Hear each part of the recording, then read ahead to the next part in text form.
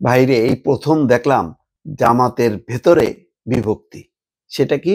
চান্দিনায় জামাত প্রার্থীকে আওয়ামী দোসর আখ্যা দিয়ে মাইক্রোফোন কেড়ে নিলেন নেতাকর্মীরা। এইরকম ঘটনা কি আর দেখছেন? এটা অন্তত জামাতের বেলায় দেখা যায় না, এবার দেখা গেল। কুমিল্লার চান্দিনায় জামাত ইসলামীর কুমিল্লা উত্তর জেলা শাখা আয়োজিত গণমিছিলে দুই পক্ষের মধ্যে হাতাহাতি ও পাল্টাপাল্টি ধাওয়ার ঘটনা ঘটেছে। সেখানে কুমিল্লার ৭ আসনে জামাতের মনোনীত প্রার্থীকে নিয়ে ক্ষোভ প্রকাশ করতে দেখা গেছে দলের একটি পক্ষকে।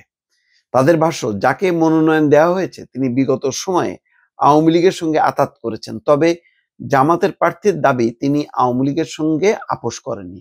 আসলে জামাত শিবিরের অনেকেই আওয়ামী লীগের একটা ছত্রছায়ায় প্রোটেকশনে ছিল।